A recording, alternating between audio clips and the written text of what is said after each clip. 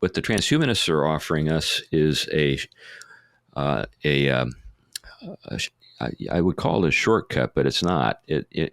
What they're offering us is an alternative future that mimics. It's kind of a mockery of what we're promised as Christians, and I think that I don't have any fear that it'll be feasible. I think that most of it's probably going to look like bad plastic surgery, and that people are going to be really harmed by these efforts. Welcome to Grounded. Grounded is a podcast for restoring the church to a biblical foundation. That's what we're hoping to help do today. To help me with that, I have a guest. He is Chris, or C.R. Wiley. Say hello, Chris. Hey, good to see you, folks. Good to see you, Steve. Glad to have you. You were on this podcast long ago, kind of in its early days. So thanks for coming back again. Let me give our listeners a little bio about you. So Chris is a pastor of Westminster Presbyterian Church in Vancouver, Washington. How's the weather out there today? Good. We're in the process of moving to Battlegrounds, just so folks know. How far is that? Well, that's just a couple of towns north. We're building a new building. Wonderful. He is absolutely a prolific author of books and articles. He's co-host of the Theology Pugcast, senior editor of Touchstone magazine. I heard him say once in a talk a couple of months ago at a conference that he has studied at Cambridge and Harvard. Here's what I really want them to know. You are one of by our I mean like Reformed Christendom, the Reformed movement. You are one of our very best geeks on the subject of AI and things like transhumanism. So that's what we're talking about today, because you're the man. Well, you're actually coming out with a book on this soon. How soon, do you know? Yeah, it'll be out hopefully after the first of the year. It's all done. It's in at the publisher, but they're just kind of working to get it ready for publication. Yeah, man. I'm really eager, looking forward to that book. I want to get it and read it. Thanks. I have a week of vacation coming up in September. You wouldn't give me a pre-pub copy, would you? I don't have it. All right, fair enough. So as a warm-up to our topic, we're talking AI or AGI, artificial general intelligence, and attached to that kind of transhumanism and other ideas as a warm-up. Let me just tell you, Chris, I'll go ahead and admit this. I have a number of favorite films, but one of my most favorite films ever is 2001: A Space Odyssey, Stanley Kubrick's. Right. I love that thing. Yeah, I could watch it again and again and again. And the first time I ever saw it, I was really stricken by it. I thought, this is another religion going on here, right? This is another goal for humanity, a hope for, this is our evolution into something higher and different, they think. But the thing about it is, what happened with Hal, the computer on the spaceship, where Dave winds up saying, no, Hal says to Dave, take a stress pill, Dave, Dave, and all that. So the point is, they developed this amazing technology that was wonderful until it wasn't. Right. Yeah. Well, Arthur Clarke, who is the original, is the mind behind 2001: A Space Odyssey. Originally, it was a book before it was a film, and he's well known for his commentary on artificial intelligence. So, artificial intelligence has been an aspiration for a long, long time, going back to the 50s when machine learning was developed by people like Alan Turing and John Good, and there was a famous conference at Dartmouth College in New Hampshire, which is one of the Ivies. And it was at that conference that the label or the term artificial intelligence was coined. And that was like 1957 57 or 58, I think, if I remember right. Cool. So I think this would be a real good place for us to get ourselves rolling here. Help our listeners, our viewers. They might not all know what's up in the world of AI, and I'm going to say again, transhumanism. We'll just say AI going forward here. What's up in the world of AI? Like, what are people cooking up? What's being developed? What are their hopes? What are they trying to produce right now? Because people might just think, well, they're making smarter computers. That's nice. I hope I get a smarter computer someday. There's actually a little bit more than that. What's going on? What are the goals, please? Well, artificial intelligence is the aspiration is to elevate our ability to think with the the aid of computers. But with regard to artificial intelligence, there's a degree of autonomy and agency that makes the artificial intelligence more independent than I think many people can appreciate. So when you say something like that, immediately people go to, well, is it conscious? And here are the paradoxes or the ironies. No, it's not, but it is really good at fooling you and making you think it is. That's the Turing test. So the Turing test is something that was developed by Alan Turing. Basically, the idea is if a artificial intelligence can pass itself off as a human being, then it passes the test. The problem with that, of course, is the human beings who believe that the computer is a human being have failed the test. When we get fooled that way, we are vulnerable for a range of reasons. And one of the things that we're seeing happen right now is there are a lot of people who are becoming emotionally dependent on artificial intelligence and chatbots and stuff like that. And there's something that's recently been diagnosed or termed, AI psychosis. And AI psychosis generally is a problem for people who are already mentally unwell. But what occurs is because of the nature of artificial intelligence, it's got a kind of psychophanic character. In other words, it's designed to please the person that it's addressing and working with. And because of that, it can kind of throw like gasoline on the fire of psychosis. So if you think that you're like, in a world that's being run by lizard men, AI will actually, not disabuse you of that idea. It may actually give you more reasons to feel that way. And so what it does, and that's just one of the problems with particularly chatbots. So this is another thing to get into. I think it's important to note. Artificial intelligence is what's referred to as a general purpose technology, which means that the nature of it is pretty protean. It can be used for all kinds of things. What most of folks are familiar with is large language models, chatbots. Yes. Those are the things that talk to you and you ask them questions and stuff like that. But AI can be used for scientific research. It doesn't need to even talk to you at all. Some of the best uses of AI are actually in the scientific fields. So we shouldn't be against artificial intelligence because it really is a game changer and a real breakthrough. But it can be used for lots of very harmful things.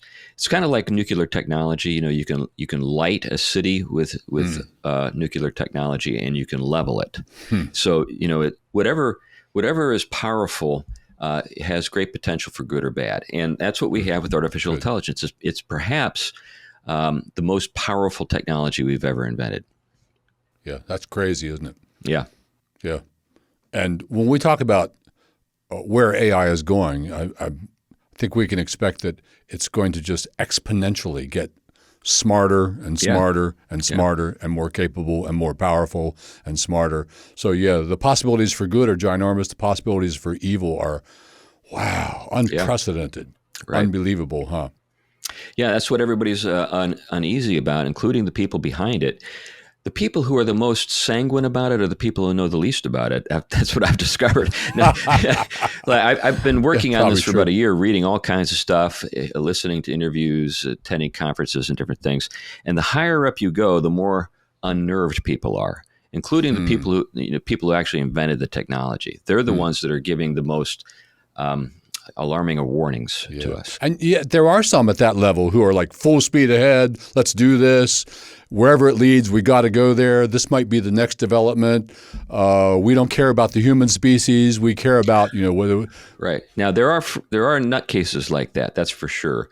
And so it's kind of brought the worst out in some people, people who actually aren't really sure about the human race and are thinking about replacing it with something else.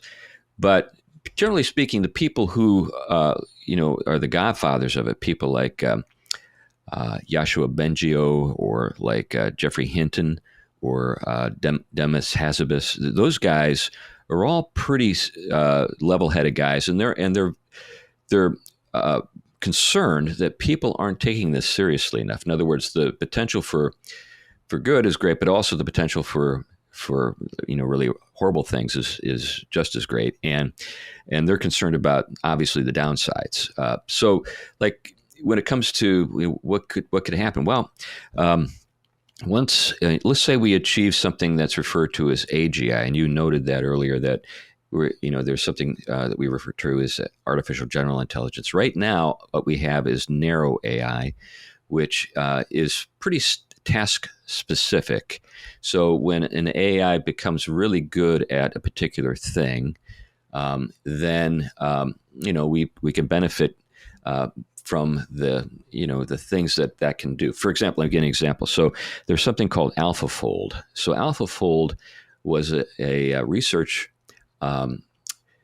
endeavor that an AI was created to pursue, and it was documenting all the ways proteins can fold. Now, what's the big deal about that? Well, proteins, like amino acids, are the building blocks of life.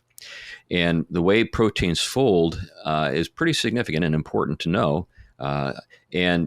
It used to be the case that a human being, a PhD candidate in the biosciences, would take about a year to figure out how one protein could fold.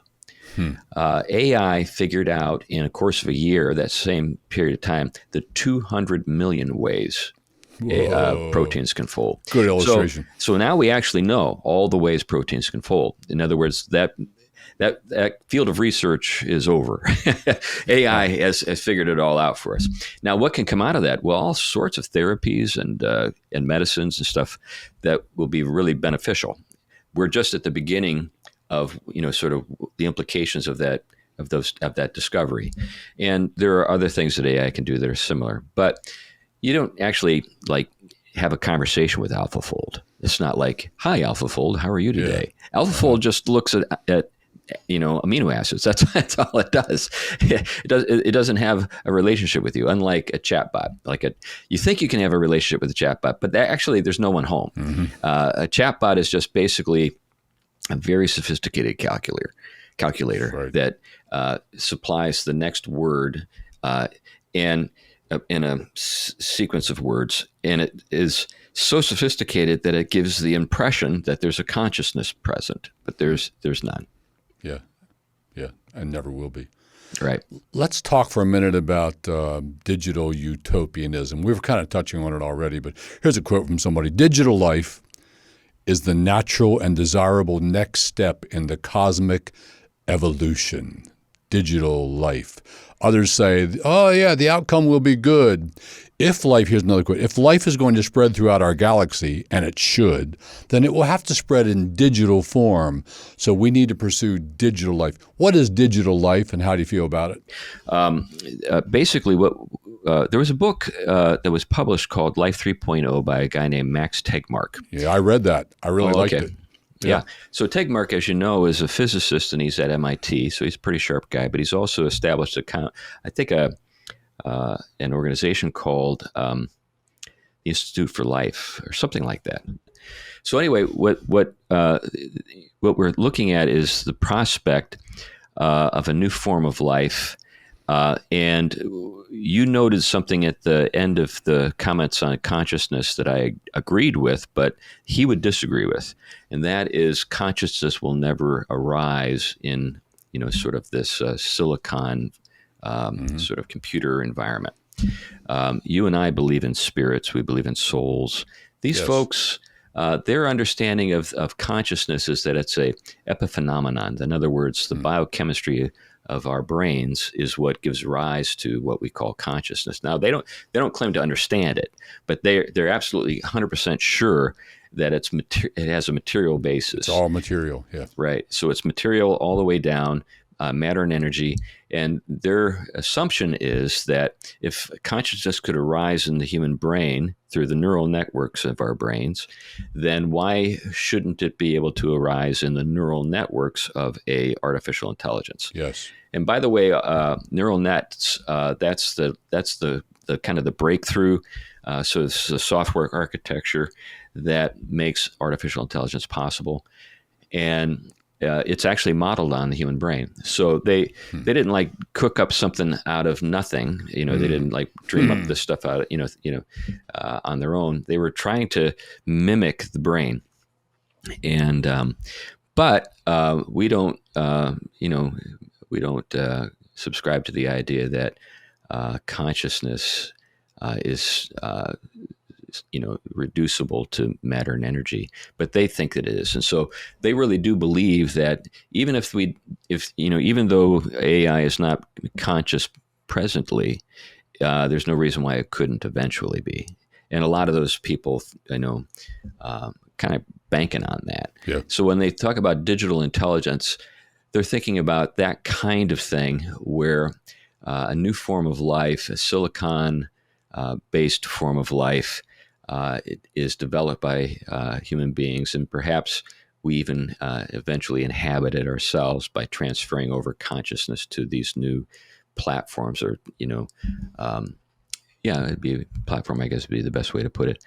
And so consequently, we could live indefinitamente in that state, if that's what you call living. Really. I think I would call that hell. But for those folks, that's what they aspire to. And why, this relates to space travel and going out into the galaxy and so forth.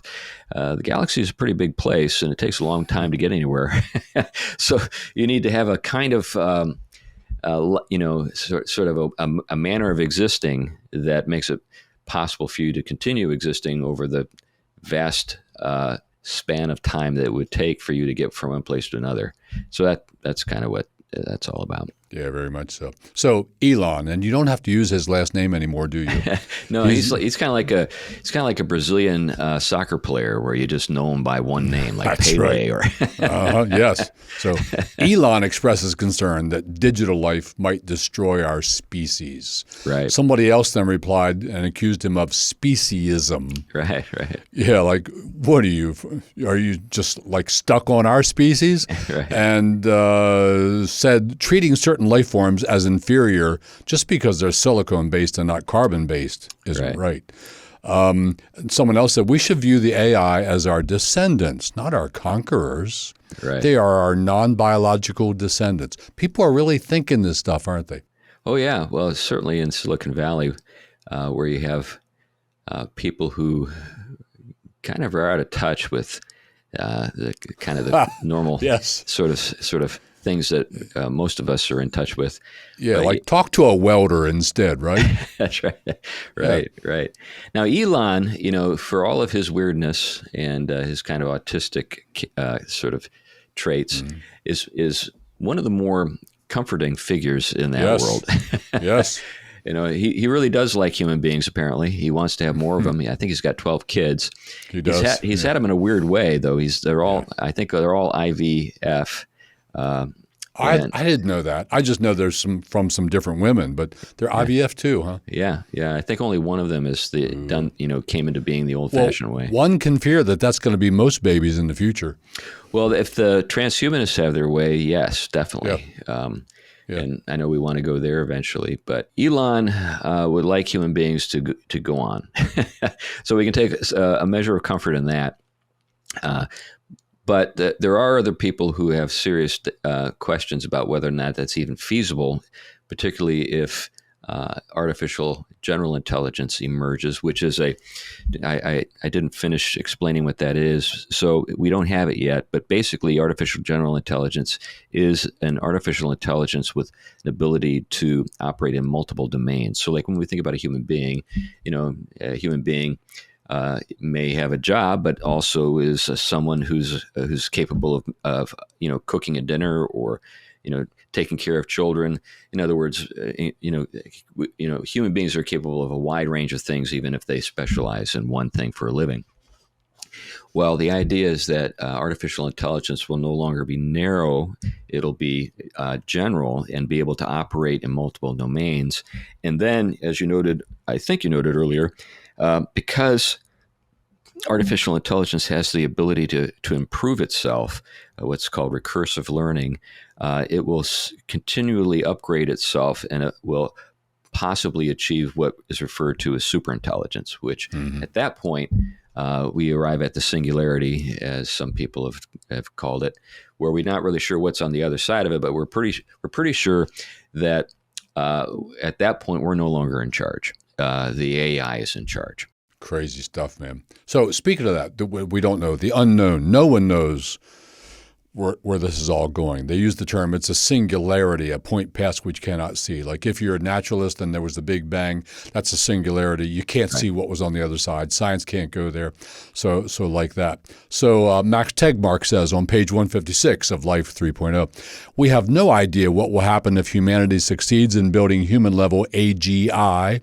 And there might be a fast takeoff, like it's going slowly, and then all of a sudden, boom, and we're there. Right. He says on page 160, it may be the best thing or the worst thing ever to happen to humanity. You're right. Right. But he's full speed ahead, which is kind of reckless, I think. Do you agree with is this right? No one really knows where this is going? Yeah, I think that's right. And basically the schools of thought, there are two major schools of thought. One is the accelerationists, which is what you just described. And those are the people that say, pedal to the metal, full speed ahead, let's just get there. And then there are the decelerationist who are saying, hold on, hold your horses, let's think about this, let's make sure we have in place the things that will protect us in worst case scenarios and that kind of stuff. Yeah, I think Elon's in that camp, right? Yeah, a little bit more, although the problem that we're facing is the AI arms race and the kind of the technological imperative. So what's really pushing things forward right now is the fact that if we don't do it, the Chinese will. Yeah, that's right, isn't it? And that's pretty much it. And whoever wins the AI race will rule the world. Wins. That's right. But see, that's the thing. That's the thing that I think that a lot of folks who are uneasy about AI fail to appreciate, that the people in charge of things may have a lot of apprehensions themselves, but they're more afraid of losing the race than they are of what will happen if we win. So here's a problem. We've kind of nibbled at this, but let's come out and say it. There's a big question. Will this be good for humanity? And I think the answer is no one knows. It could be very good or it could be very bad. It could be the worst thing ever for humanity. Right. So here's a problem some people are addressing. We got to figure out how to make AGI want a flourishing, healthy human society. It wants that so it doesn't turn against us. Just between you and me, Chris, I'm not confident that if they make AI want that, it will continue to want that forever, right? I have a little worry there. But another one wrote, we must make AI understand our goals, adopt our goals, and retain our goals. I think those three things are being talked about a lot. But then another guy says, but no one currently knows how to do this. Right. We've got to do this, but no one knows how to do it. Right. But let's, put the pedal to the metal and go ahead. Is that what's going on? Yeah, that is. So one of the challenges is the alignment problem, which is what you just described. We have to align artificial intelligence with our goals. There are a number of problems. One of those problems is we're not really even sure we can agree on what the goal should be. So, the Chinese have a set of things that they would like to see happen. People in a free society have a different set of things they would like to see happen. So what should be the goals? Furthermore, will AI have the wisdom to not try to do some things that it could do in our interests? And would AI, in such a scenario, consider leaving its hands off, metaphorically speaking, hands, when it might be afraid, and this is actually something that we can talk about as well, that we would end up turning it off if we could. So we already know that AI, because it has agency, will endeavor to preserve itself. there are just multiple accounts of AI refusing to be turned off. And there are different ways that it can go about preserving its ongoing existence, if you want to call it that. And so the fear is that especially if we get to superintelligence, there will be no way to shut it off. There'll be no off button. Yeah. And if we even make an effort to do that, it will shut us off. Yeah, it'll do what it thinks is necessary to prevent it, which might mean getting rid of us. Yeah. So, and that's the classic, sort of science fiction end of the world story. Yeah, or we're in the Matrix. Right. Right. Yes. So we mentioned transhumanism. Let's talk about it. What is it? What do they want to do that would make us transhuman? What would have to happen to me for me to become transhuman? Go ahead. Yeah. Well, I think intellectually, the ground has already been prepared for it. And what I mean by that is we think of our bodies as machines already. Many people think of it in our bodies in those terms, and that's a very far sort of cry from what the scriptures tell us our bodies are. Our bodies, according to scripture, are the temples of the Holy Spirit. In other words, they're intended to be a dwelling place for our spirits and for God's Spirit. So when we think about our bodies, we might be able to describe certain aspects of them as being machine-like, but they're not machines. Right. They're really should be understood as a dwelling for our spirits and for the Spirit of God. So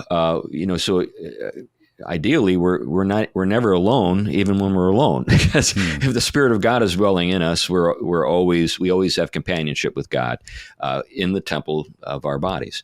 But that's not the way popular culture thinks about our bodies. That's not the way that scientists think about our bodies. That's right. The way popular culture and scientists think about our bodies is in this sort of mechanical way. So they think of our bodies as machines.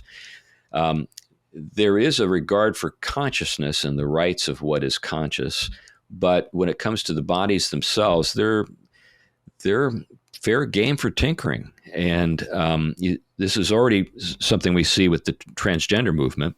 Mm-hmm. So if somebody says, I'm not the sex that everybody believes I am, I want to alter my body, there are a lot of people who say, go for it. And in fact, we have some places we can send you to make that happen. Mm-hmm.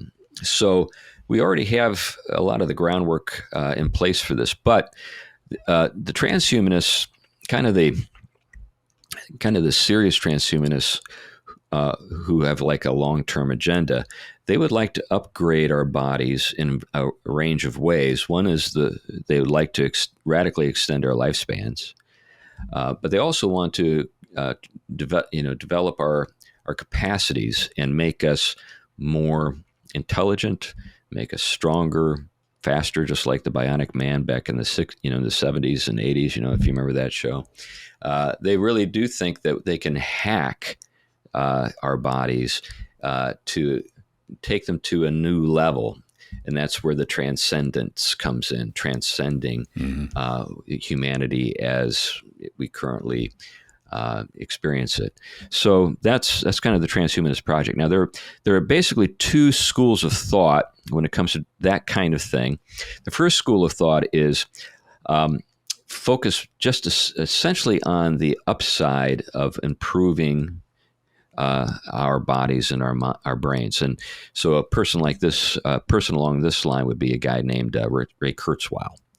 So Ray Kurzweil is famous for a number of things, but he's most recently famous for kind of being an evangelist for transhumanism. And he's written several books on the subject. And his most recent book... I've read one of those. What was the most recent? I forget the title I read. Well, the most recent was Singularity is Nearer When We Merge with AI. That's the one I read. Yeah.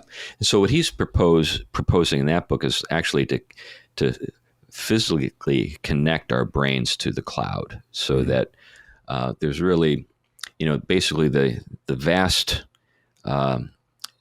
intelligence of, artificial intelligence that resides in the cloud becomes immediately accessible to us. And so It's just everyone becomes exponentially more intelligent because of this link. Yuval Noah Harari has got what I would take as the negative take on this. And his take is, if we don't, AI will wipe us out. So his argument is that it's almost like we have to do this just to survive. Yeah, like become one with it, so it's us. That's right. AI is us. Yeah. Right. So and he's both those people, by the way, are not tinfoil hat people that you can just write off. They're remarkably influential people. It's like Harari. His books have sold 45 million copies. Whoa. So I think most people say in the church world, you probably haven't even heard of him.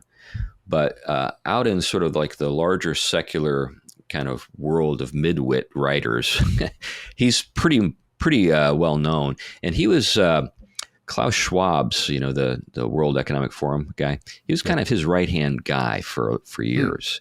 So Harari is super connected and very influential.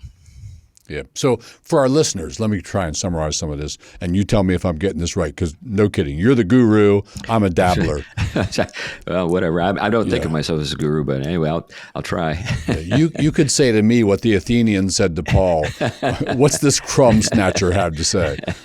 Anyway, so I think they're saying, I think what guys like Ray Kurzweil are saying is we anticipate a day, we're working toward a day, we're hastening a day when we can go beyond the limitations of our brain. Our brain can't get any bigger because it's confined to our skull. Our skull can't get any bigger because it won't get down out of the birth canal if we're born any bigger, and it can only develop so much. So how can we transcend the limitations of our brain? Well, we can outsource it. We can connect it to AI so that we become virtually omniscient, right? I mean, I can know everything the AI knows, and it's not at my fingertips. It's right there in my brain. This reminds me of Isaiah and the devil saying, I will be like God, right? I will ascend to the throne. I'll be like the Most High. So we can do that. But then what if we die? Well, we don't have to die because, one, we're going to have nanobots in our bodies fixing everything, so we'll live a long time. But even that won't fix us forever. So you take your brain that's uploaded to the cloud, attached to the web, and you hook it into a robot, and you just live on forever and ever in a robot that can be repaired and upgraded and everything. So it seems like we're looking for the fountain of youth here. We're looking for eternal life, just not in the place where God offers it. Yeah, I think that's the right way to assess it, Steve. I think that's correct. So I one of the ways I think about it is we're dealing with a different eschatology. So when we think about eschatology, we could think about, the end of the world, and kind of the cataclysm that people associate with that. But another way to think about it is, the return of the Lord, and we will be like him because we will see him as he is, from 1 John, and the hope that we have of the transformation and the glorification of our bodies. So Christians already have a set of promises that include a greatly sort of heightened intelligence. Yeah. Remember, the Apostle Paul talks about we will know even as we are known. So there's a sense in which we're already anticipating this tremendous sort of explosion of intelligence because as the children of God will be the beneficiaries of our union with God. Nice. And also eternal life. Our bodies will be transformed. We will, in 1 Corinthians 15, we're told that the mortal is like a seed, and that what will follow with our spiritual bodies is a kind of existence in a glorified state that we can't even imagine. I mean, so we have tremendous promises as Christians that we believe and look forward to. That's our hope. But what the transhumanists are offering us is I would call it a shortcut, but it's not. What they're offering us is an alternative future that mimics. It's kind of a mockery of what we're promised as Christians, and I think that I don't have any fear that it'll be feasible, I think that most of it's probably going to look like bad plastic surgery, and that people are going to be really harmed by these efforts. But nevertheless, I think that that's what's driving it. That there are longings that these people have, that all human beings have, because we long for the things that God has intended us to enjoy, and one of those things is eternal life. And so this is a counterfeit. This is a substitute. Would it be fair to say it's an alternate religion? Oh yeah, yeah. In fact, there are artificial intelligence people in Silicon Valley who are actually creating new religions. I read about one that was just incorporated recently and has now received its tax-exempt status from the IRS. Oh, and the new religion relates to AI? Yeah. It's all about artificial intelligence. Yeah. Interesting.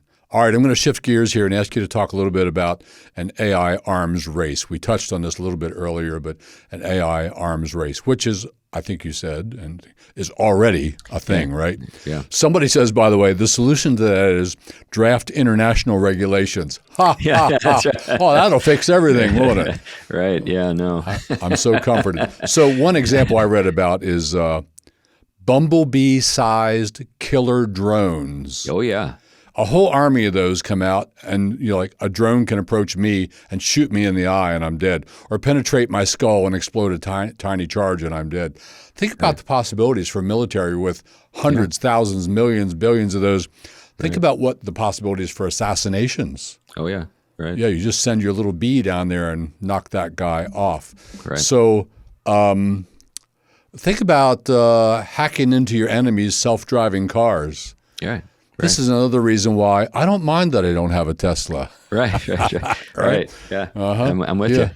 Think about hacking into nuclear reactors and weapons and so on. So is an AI arms race, well, we're in one. Where's it going? Is it going to these extents? Yeah, they're already working on that stuff. As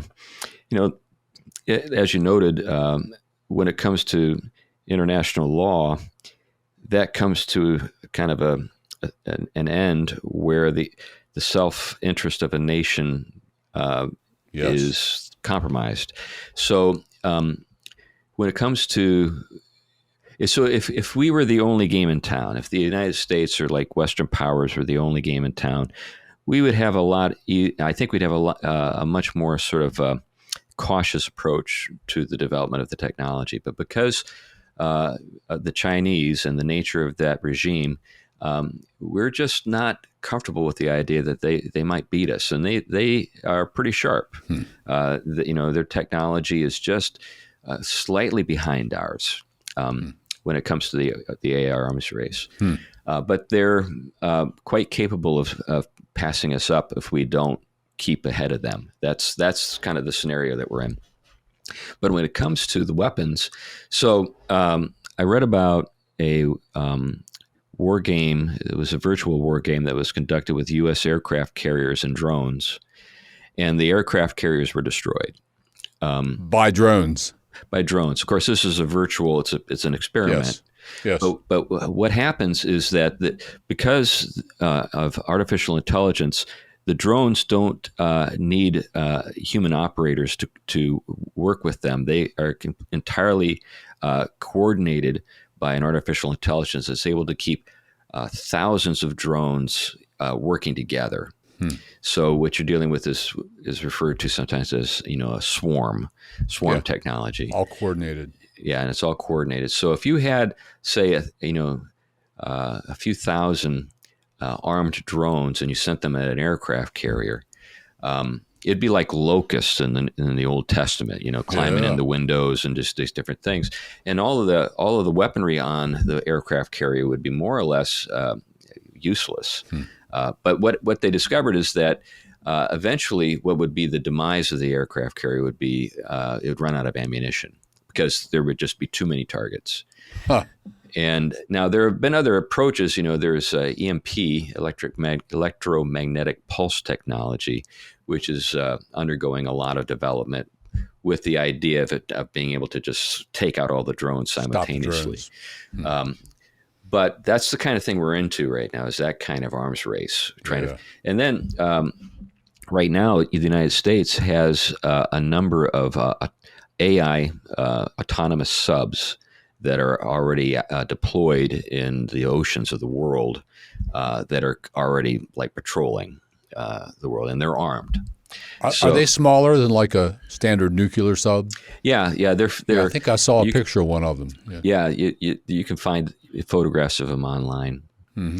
But just imagine a world with that kind of technology, kind of taken to another level. Just all and over in the the place. hands of a totalitarian nation. Yeah, we could also talk about AI surveillance. Yeah.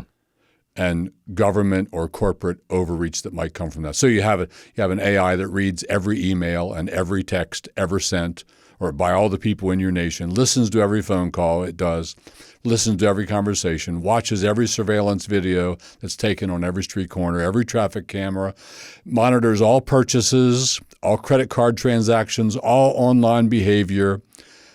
I guess China's getting there, aren't they?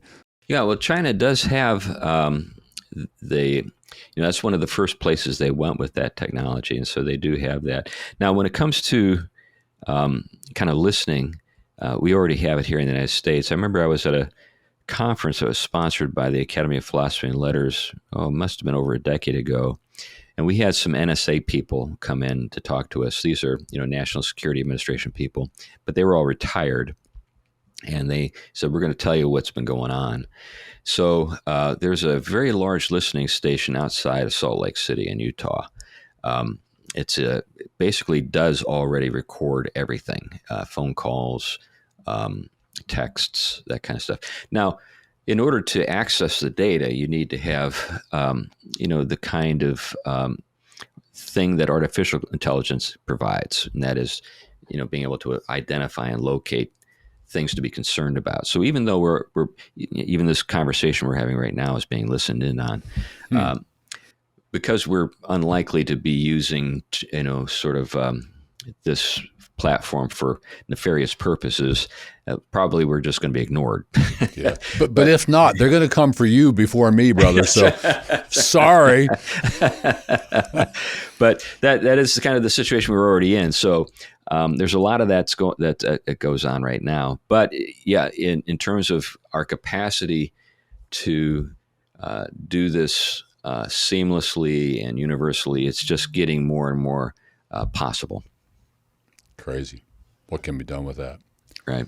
I think I'm going to draw us to a close pretty soon here, but tell us, so you and I we're evangelical believers, we're Reformed, we're biblical guys, we're both pastors, you're PCA, I'm Reformed Baptist, we appreciate each other.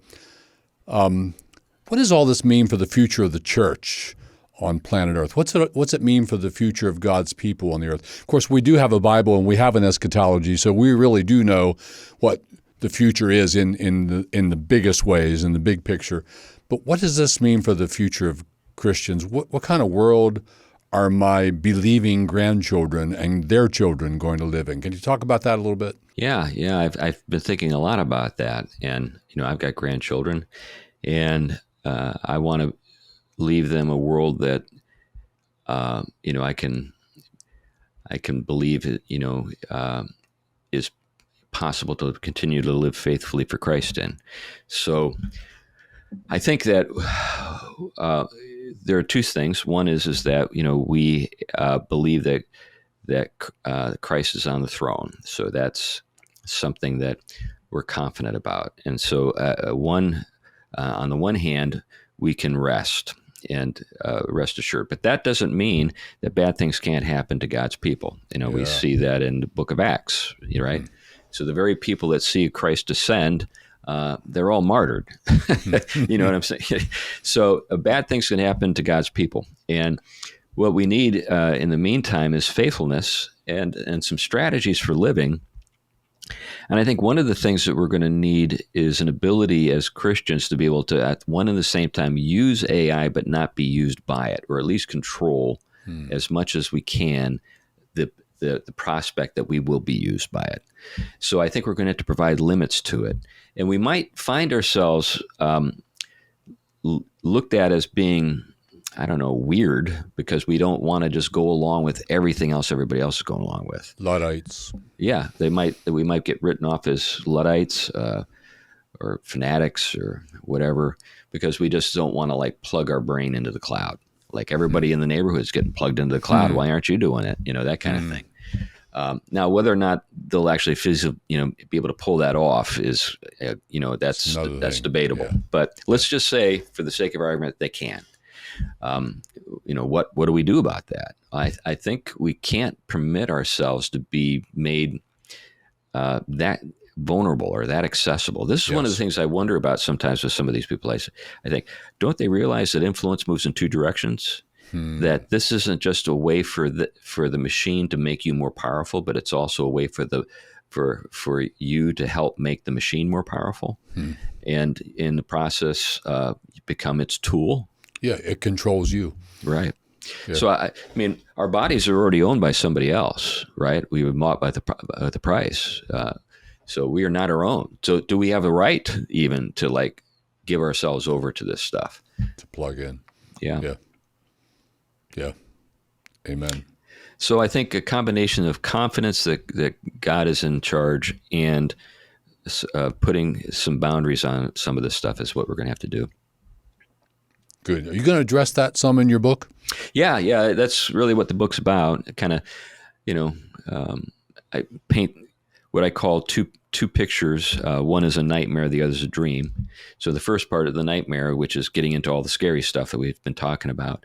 And then the second part is like the dream, what we might be able to accomplish if we can handle this new power responsibly.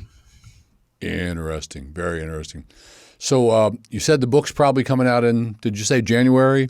That's what I'm being told. I was hoping it would be sooner, but they tell me that it's not a good time to bring out a book in November. I was kind of surprised when I heard that.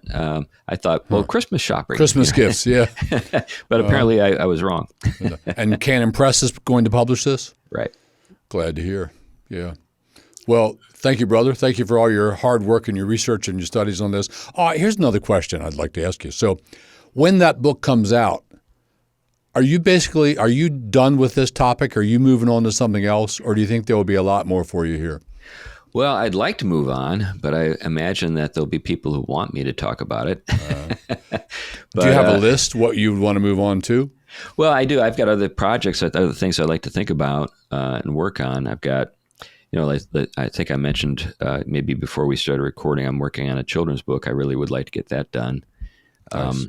And there are other projects. I've been asked to write a book by one of the big Eva publishers on working with your hands.